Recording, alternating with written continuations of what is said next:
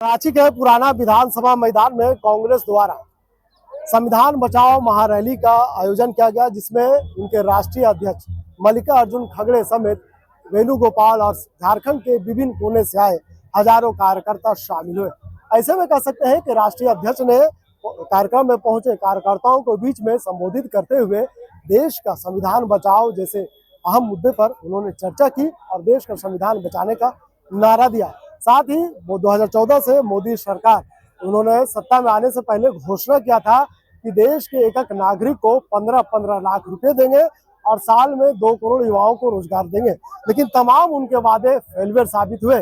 कार्यक्रम में पहुंचे हुए तमाम एक एक कार्यकर्ता से जुड़ेंगे और जानने की कोशिश करेंगे कि इनके तमाम जो नेता, राष्ट्रीय स्तर के जो नेता आए थे, जो उनकी भाषण को सुने, क्या कुछ समझ में आया, क्योंकि आने वाले बिहार में 6 महीने के भीतर भी चुनाव है और झारखंड में 2029 में चुनाव है।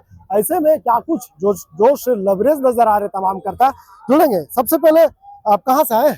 कोडरमा से मैं आया हूँ। चलिए, कोडरमा समेत झारखंड के विभिन्न इलाकों से एक नहीं बल्कि हजारों कार्यकर्ता गाड़ियों में भर कर इस कार्यक्रम में पहुंचे थे। क्या कुछ समझ में आया, क्योंकि कार्यक्रम में तमाम बड़े नेता आप मौजूद थे?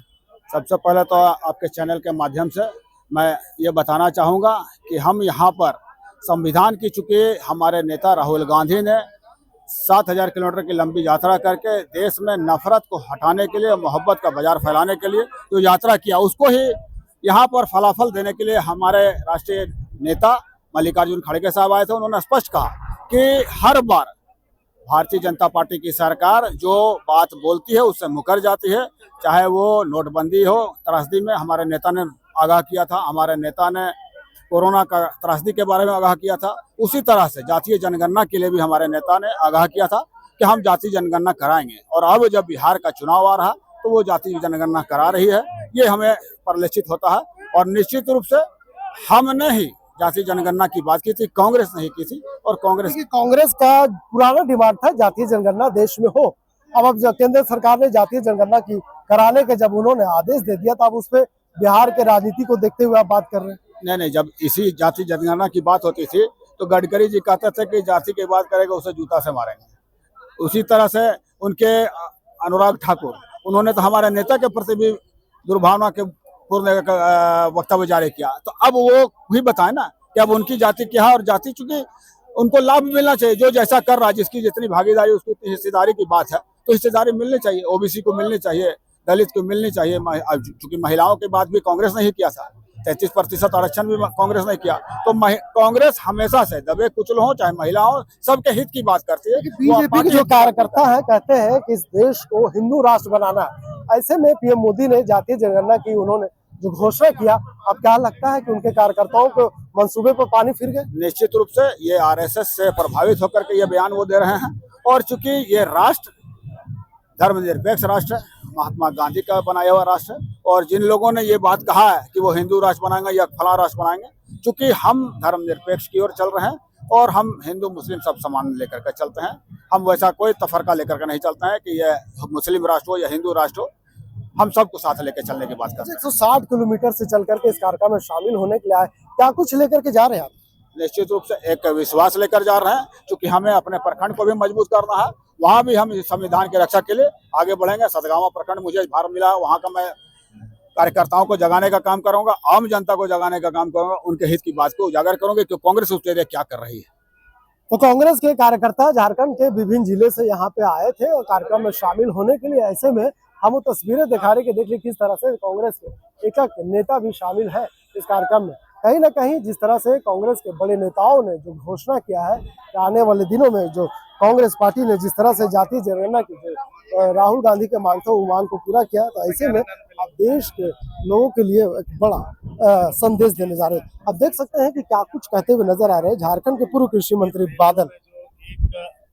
मतलब कंटिन्यूअस उनका जो प्रहार रहा कि हम आपको न्याय दिलाना चाहते हैं, हम करवाना चाहते हैं। आखिर कोई काम करने के लिए राहुल जी ने ये तय कर दिया और ये मनवा दिया कि इस बार स्थिति अलग है।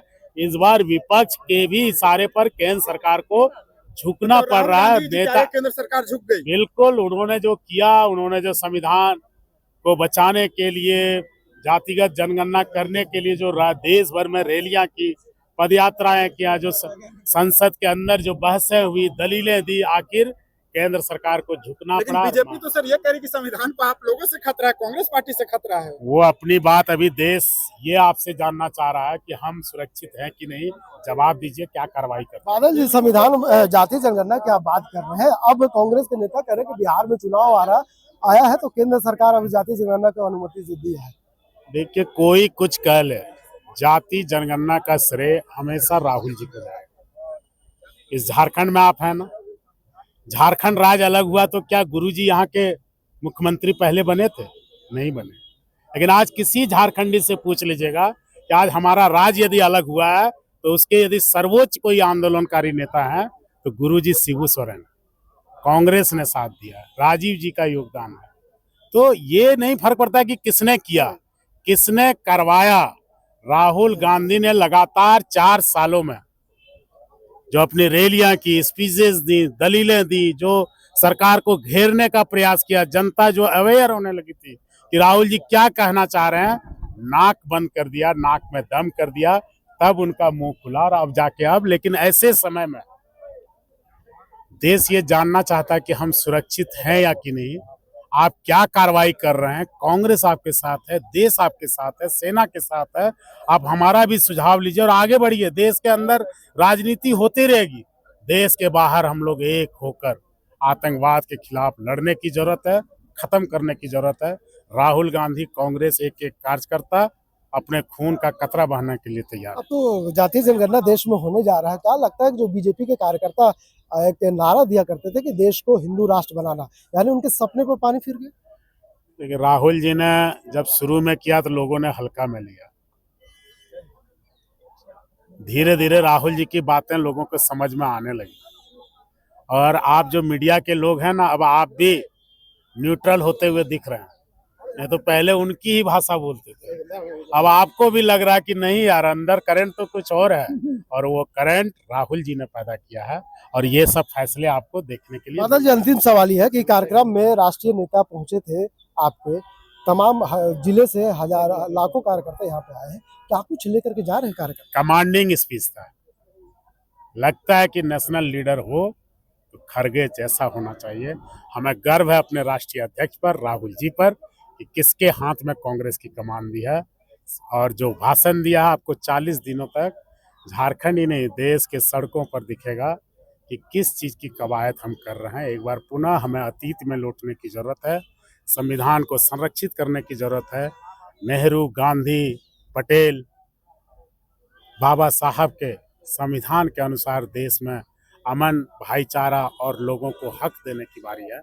और उसके लिए अब सब कोई मानने लगा है। पहली बार लीडर अपोजिशन क्या है, अपने संघर्ष से इस देश के बादशाह को मजबूर करने पर, जो फैसले लेने पर मजबूर किया, ये उनको बता दिया है। देश ही नहीं, पूरा विश्व अब राहुल गांधी को हल्के में नहीं ले रहा। आने वाला भविष्य है, लीडर है, और देश उनकी ओर देख रहा है। खड़गे साहब उनके लिए प्लेटफॉर्म तैयार कर रहा है। निश्चित तौर पर कह सकते हैं कि कांग्रेस द्वारा 40 दिनों तक यह कार्यक्रम आयोजित होना है, झारखंड ही नहीं बल्कि देश के विभिन्न इलाकों में, विभिन्न कोनों में।